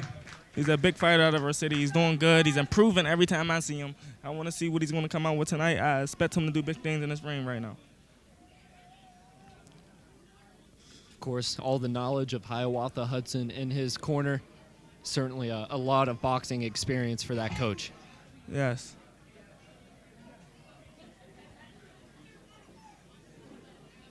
So here we go. LaRon Rockymore taking on Brandon Watkins at 152 pounds. Yes, this is a good fight. I want to see what LaRon's going to come out with. All right. He's a good boxer. Our eighth bout of the evening is going to be 152-pound open semifinal. So this is an open semifinal. LaRon the Lion Rockymore. And we talked earlier about his trip to the last chance qualifier, trying to find a spot on the Olympic team. Is that ever something that you wish to pursue? Yes. Well, it's pretty much over now that I'm pro. But in the amateurs, yes, I pursued it a couple times. I was 5 fights away from making an Olympic team. So I went to the Olympic trials when I was 17. So I was very young and went to the Olympic trials and got 2 wins out of the Olympic trials. Working on my way to the Olympic team. And obviously as a pro, holding the belt is the ultimate goal. Is making the Olympic team kind of the ultimate goal as an amateur? Yep, and the amateurs, making the Olympics is like getting a WBO belt in the professionals. So it's very similar things. You want them was like the legendary things in the sport. You know, getting close to it or succeeding at them things make you legendary. So here we go, 152 pounds open semifinal. LaRon the Lion Rockymore taking on Brandon Watkins. We talked about it a little bit earlier with Hiawatha. LaRon Rockymore, kind of new to the boxing game, just a few years in, but he came into boxing kind of with a skill set that made him fit in perfectly in the community. Yeah, yes it did, and he's a very fast learner. So a couple years to me, seeing this kid, he been improving very fast. Not at an average improvement. He's been improving like me. He reminds me of me. Real good with the boxing. He picks up every time he gets in the ring, and he puts it to the jogging board. Yeah. And nearly scoring the knockdown there, and are they going to give it to him? They will not. Yeah. But a nice right hand there by LaRon Rockymore definitely stuns his opponent. Yeah, that was a very impressive knockdown. I like it. He put the right hand right behind the jab, blinded him, waited for the guy to jump in, timing, good timing. So already an advantage for LaRon Rockymore out of Boyce Gymnasium, WPAL. Trying to land a connection there, but got caught with the left of Watkins. LaRon has to get out the corner. You got to stay off the ropes. So this is the action we were expecting in 2 fights prior. Both fighters exchanging blows here. Yeah.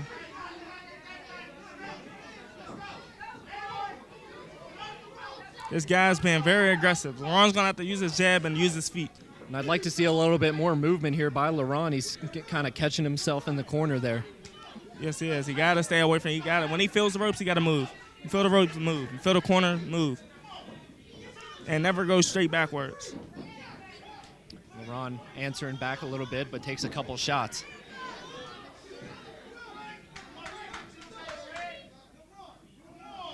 Now the referee having to separate the 2 fighters in the clinch. LaRon had big intentions with that right hand, just didn't secure the connection.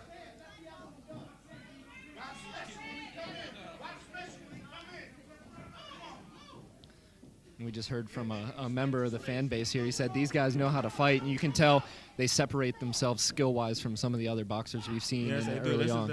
This is a very advanced fight from all the other fights. They're very experienced. And LaRon there landing a nice right hand. And I've talked with LaRon many times as he's making his way to becoming a pro boxer, probably a year or 2 out from that. What would be your advice to the young man as he approaches to get to the level that you're at now? Take notes on every experience level he gets in the amateurs.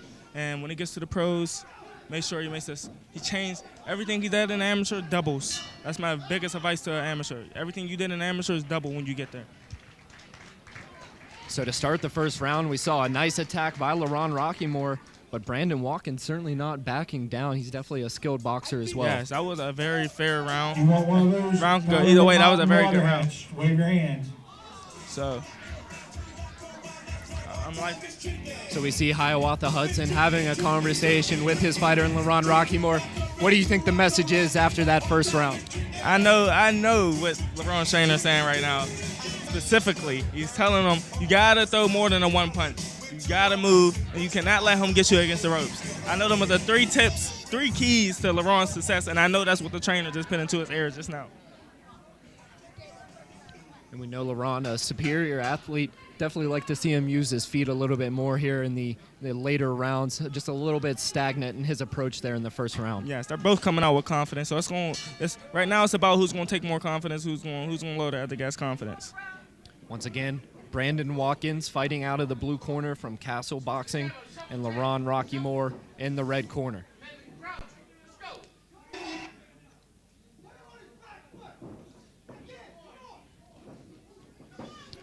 And in that first round, we saw LaRon going backwards more than he was going forward. I'd like to see him get into the body of Watkins. It's a nice body shot by Watkins there. Yeah, this round, LaRon got to back him up. He got to put the guy on his back leg.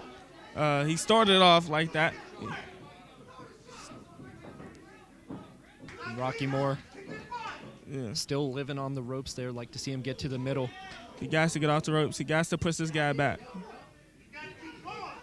Oh, and a nice 1-2 combination there by Rockymore. This guy's fatigued. He's fatigued. LaRon has to see when he's fatigued and take it. He's letting him breathe instead of attacking every time the guy gets fatigued. Letting him catch his breath. This is one of those fights I almost wish they had more than 3 rounds because 2 skilled boxers here. We want to see more of it. We almost wish every fight was like this. Round 2 of 3 from the Western Pennsylvania Golden Gloves Boxing. LaRon Rockymore and Brandon Watkins.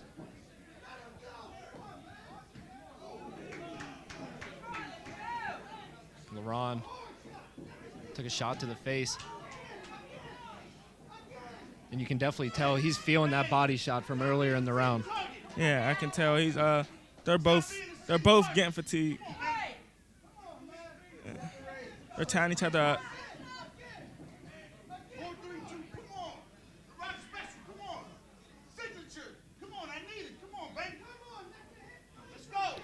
A couple of nice jabs there by Roxamore, making Watkins think about it. Now he has Watkins in the corner, and like you mentioned, both fighters gassed right now here in the late parts of this second round.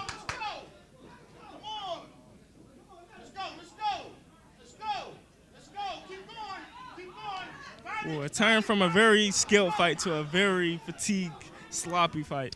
And it's amazing how it can kind of switch up just like that. We saw both fighters come out ready to go, hard punches, and now they're hitting a little bit lighter as a right hand by LaRon Roxamore settles on the face of Brandon Watkins. That punch can change the whole fight. That punch can change the whole fight.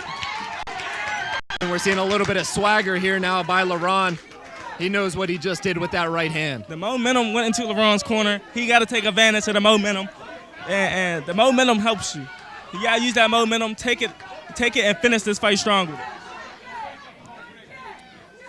Another right hand by LaRon. Just 10 seconds left here in this second round, and both fighters giving it their all, even though there's nothing in the tank. Yeah. So the end of round 2, some excitement here from Golden Gloves Boxing. Yeah, this is the most attention we've seen all night with the fight. Everybody's into this fight. Everybody's giving this fight a lot of attention, so very exciting fight right now.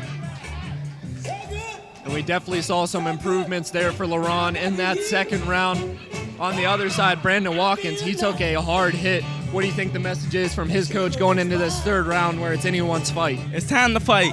Can't take that punch and take it into this third round. You go into this third round clear-minded, go into this third round knowing you're behind, or not knowing, but thinking you're behind. You fight this round like you're behind and you need to get ahead. He's going to have to come out very aggressive. He's going to have to win this round for surely if he wants to make a change in this fight. And for LaRon Roxamore, his alias, the Lion. Let's see if he can come out with that Lion mentality here in the third and final round. Yes, this is one of them rounds where he's going to have to prove to himself that he's ready. And if this does go to a decision, do you think LaRon needs this round to get the win? Yes. Whoever gets this round, I more than likely think will get the decision. So a lot on the line here for both of these fighters. Once again, LaRon Roxamore in the red corner, Brandon Watkins in the blue corner. And another nice right hand by Roxamore, but answering right back is Watkins. You can see a little bit of that fatigue from the second round kind of finding its way early on in this third round once again. It's going to be a very tired fight for the last minute or two in this third round. Roxamore clinching him up, trying to catch his breath.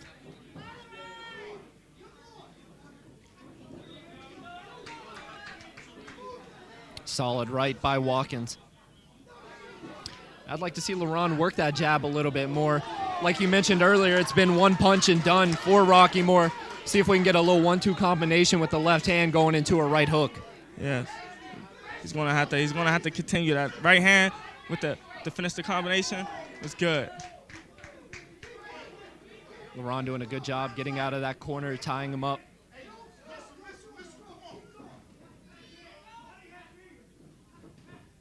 Oh, and a nice catches LaRon.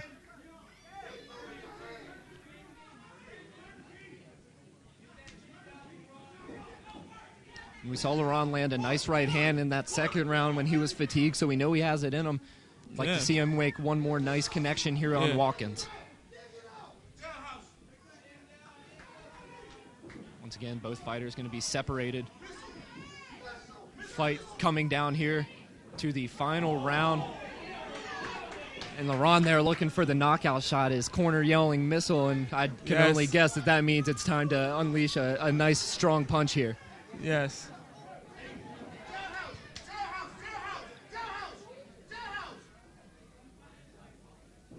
So the third and final round here in the 152-pound open semifinal, and it's coming down to the final seconds. It's a very impressive last 30 seconds. 30 seconds left in this fight.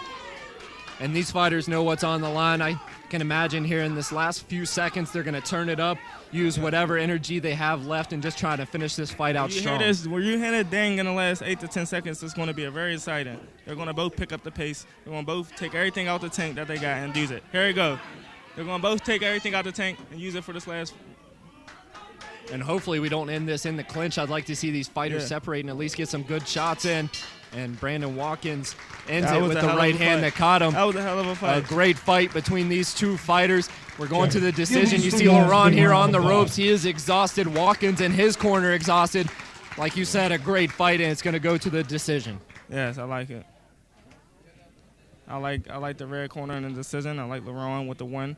He was more composed. He landed more punches. I believe he gets the decision in this fight. In a split decision, I feel like they give it to Laurent out of split decision. And you got to think that punch in the second Hey, period Mike, certainly I helps got with to that. let Definitely you the know hardest this punch of next the night, lady and that it you're landed going to square be on the chin of introducing. Watkins. She's a very special lady to the Police Athletic League. And without saying much, it's Lisa Lanahan. And not only is she Lisa, but she's Judge Lisa, federal judge.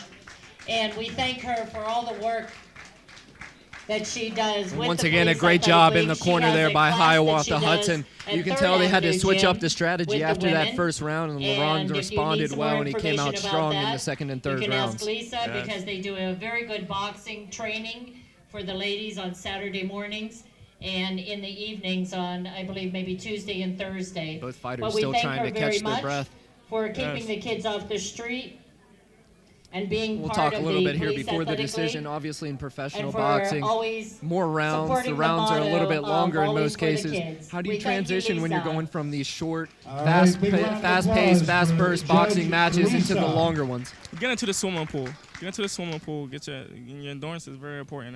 That's why you double everything you did while you was in the amateurs to get you ready for the pros. Because your stamina is very important in the pros. Very important.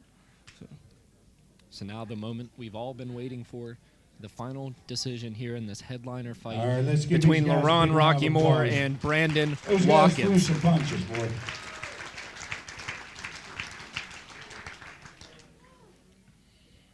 Winner, boxing the blue corner, Brandon Watkins. That was a tough call. I feel like that was it was an up fight. I feel like it was a bad call, but you know, this is the amateurs. It happens. In the amateurs, this is very important. This is a learning lesson for Laurent. So you take this and you learn from it. He know he made a lot of mistakes, and you go back to the drawing board. The amateurs is never the end of your career. So Certainly is. Definitely want to see Laurent keep his head up. A tough loss here. It was certainly a great fight. Both guys exhibiting a lot of skills, but just a little bit more according to the judges in that blue corner. All right, as our final boxers are making their way into the ring. So we'd we like got to one thank more everyone match for coming here out and supporting live on the us here tonight, Roxamore supporting Sports your Network. Boxers, your young Looks like men it's going to be that, Brandon have worked very Pendleton hard taking on Brett and trained countless Rosoff hours to Furbite get out up here of and Penn do what State. they do for the few minutes that they do up here. It's not just about today, it's about what they do every day. I just sparred with this little kid in the blue corner. I also like to thank What can we expect to see from to him? bring boxing back into He's Monroeville, tough. into the mall. He came to me while I was in his gym I sparring absolutely love his venue. It's professional close, it's fighters. intimate. We were Every sparring, seat's a and he good came up to seat. me after and said, "Can I get some work with you?" And you can actually hear the I said, "Yes, action you can get going some on work. in the ring. You know, I'm not gonna So hold back." thank He you didn't to care. He got in there Monroeville. with me. He's very tough. So I spent a lot of tough and he's very precise tonight. He wants to get this win.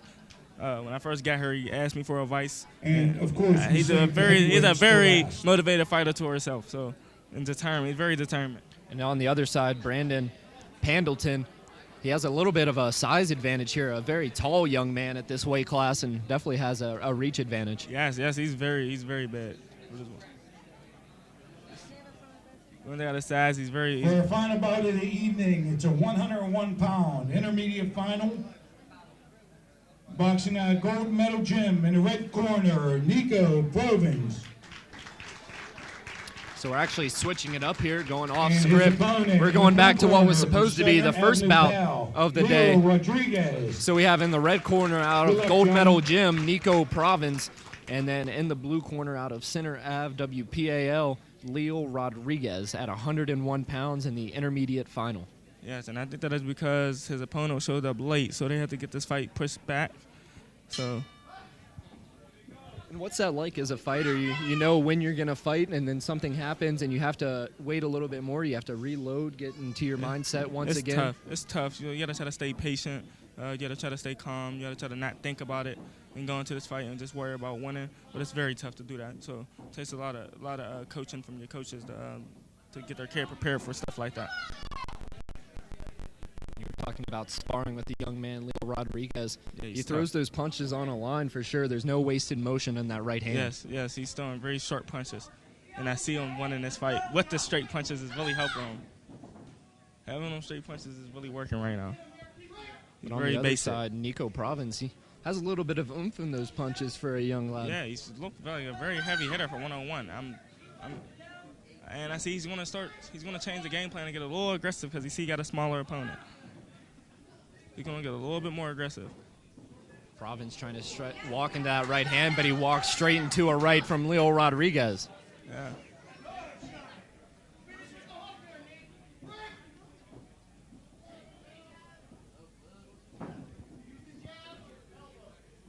Both these guys early on here in this first round, boxing in tight corners. We've already seen a couple tie-ups. In your personal fighting style, do you like to use the range and kind of separate yourself from your opponent, or you like being in close? I'm a range fighter, so every time I fight a step towards me, I take a step back. So I keep you at your range. If I want to come inside, it's going to be my choice. Let's give Natalie a big round of applause. Helping out tonight. As we'll now go to an interview here. Giveaways and keep that straight on what round is what round. Thank you, Natalie. We're here live on the Roxamore Sports Network with Brandon Watkins, just coming out of the fight against LaRon Rockymore. Both of you guys showing that you have a lot of talent in the ring. What was your mindset coming into this fight? Just stay moving. I knew he was going to use the jab a lot. I was trying to stay on the outside, work his body. I'm a big body puncher, and I just wanted to use that to my advantage tonight. And in the second round, you took a very hard right hand to the chin. How'd you react after getting struck with that right? It's one of the hardest I've been hit. I've had 11 fights so far. That's one of the toughest. He hit me. I didn't have my feet set. I was kind of, not really expecting it to come, and he threw it, and it landed clean. Johnny? Yeah, I like the fight. One point you said, body first, head second. Yeah. Definitely when you're fighting a guy taller than you. That's smart. I like your coaching. The coach is pay attention to that. He was very smart to let you know that. He was doing a good job. Like I was throwing a lot of hooks when we were in tight, and I knew he was keeping his hands up a lot, so I knew the body was body will make you drop your hands. That's an important point. Yeah, I like it, man. I look forward to seeing you, man. You're very impressive. Thank you. So once again, congratulations to Brandon Watkins. Good luck throughout the rest of your career, and thank you for joining us. Thank you. Appreciate it. Thank you, guys.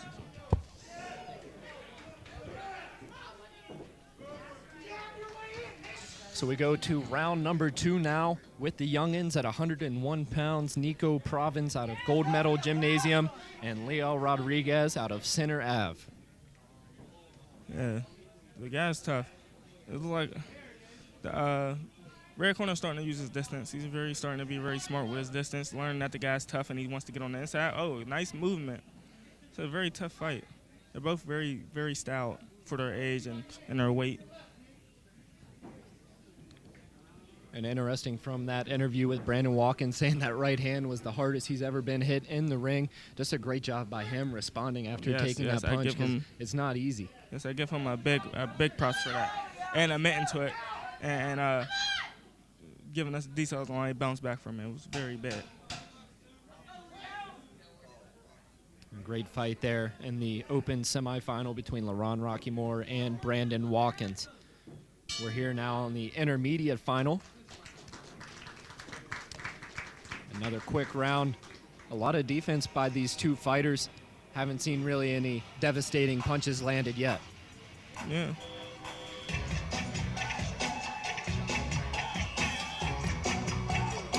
And so right now, we have one round left here, the final fight of the evening from the Western Pennsylvania Golden Gloves. So you've been out of amateur boxing for a decent amount of time now. Do you miss anything about it from tournaments like this, obviously getting to show off your talents? Yeah, I missed the Golden Gloves. Golden Gloves was a big fight for me. I loved it. It was like the biggest stage, and I set a very big stamp. I'm going to be in a Golden Glove Hall of Fame, so I'm going to be honored when I get that. I won it 4 times straight, so I left a big stamp on the amateurs with the Golden Gloves. And I left a big stamp in Pittsburgh, so I love the sport. And if I can go back to the amateurs, I will definitely most likely think about it. The paychecks certainly don't hurt, though. Yeah, the paychecks are not argumentative right now. This is how you start off a third round. They're starting off. They know they both got the ups, so they know they're both up on this. So it's really who wins this. It's really who wins this round who's going to get the fight. And obviously, a lot of these fighters are going to go back and watch our broadcast, and maybe even some fighters watching, supporting some of their teammates. What's your message to these guys that are at a young age now, looking to advance up to the next level of boxing? And what do you really need to learn here at this amateur level? Learn here tonight that this is not the end. You go home after every fight. You always go to the drawing board, no matter if you won or if you lost. You go back to the drawing board, because it's going to be very important when you turn pro to make sure you go back to the drawing board and correct all your mistakes. So go back. I will advise you all to go in here, watch the fight, look at everything you did wrong only. Now don't worry about what you did right, and go home and fix it. It's a big advice for you for when you get to the pros. It's going to be big. From when you go to sparring, from when you go to fights, you want to fix all your mistakes, because mistakes can get you hurt in a professional level, and there's no coming back from it. So both these fighters looking to turn into a wrestling match in the clinch there. Yeah. They'll tie it up once again. The red corner's doing very good with not indulging into the clinches. So he's doing very good at not wasting his energy with the clinches. And one thing you don't really see much at this level that you see a lot in professional boxing is still trying to land punches when you are tied up like that. What's the strategy whenever you get tied together and trying to still land some hits to the body? A lot of body turning. You want to turn your body and twist and put the body shots in. You want to hit to the body, somewhere where the ref ain't all the way paying attention, and tire your guy out, because when he gets out of that clinch and you hit him with a couple of body shots, he's going to feel it later on in the rounds. So with the last fight, we're going to go to the decision here in the final bout at the 101-pound intermediate final between Nico Provins in the red corner and Leo Rodriguez in the blue corner. We have a little bit of time here before the decision. We've talked about it already. Your fight coming up March 20th. It'll be your third professional fight. What can we expect to see from that fight? It's going to be very interesting. I'm going to get to show a lot of talent. As far as the predictions, I'm predicting me to have a first round, second round knockout. I'm going to put on a lot of entertainment in my performance. So it's going to be a real interesting fight. I advise everybody to make it out to see this fight. He's the one who knocked out Jake Gyllenhaal. So you heard it here. Second, third round knockout. We'll see if you can make that come true. Guild with these guys making movies. But he hasn't forgot his roots. He's still working with the kids down 3rd Avenue Gym. So we thank you, Rako. So we'll see what our final decision of the final bout here, the second weekend of boxing here from the Monroeville Mall. And this is a little bit of a different setup. Obviously, every fight stage is going to be different. What was the weirdest kind of venue that you went into as an amateur boxer that you kind of had to adjust to coming in? Oh, wow. I had to go to a hotel for my first time, and it was all right, ladies and gentlemen, we have a split decision. It was a cigar house, so it was like a cigar hotel. So it was like everybody was allowed to smoke cigars. There was a lot of rich fancy, people in there, and they were smoking cigars. So, and we had to fight in the smoke. I was choking during the fight. It was a big fight. And for the closest, it was a big experience for me. And I guess that's one of those things as an amateur. It only makes you stronger. You'll certainly never have that at the professional level, but maybe that's something you can learn from and use it in your professional career as something that, is not always going to be in the best of situations, but you got to make it work. I'd like to thank everyone for coming out this evening. So the winner here in our final fight coming out of the red corner is going to be Nico Provins. He definitely used that reach to his advantage and came out with the win in the final bout, getting a win for gold medal gymnasium. Yes, I give him his props. He did very good.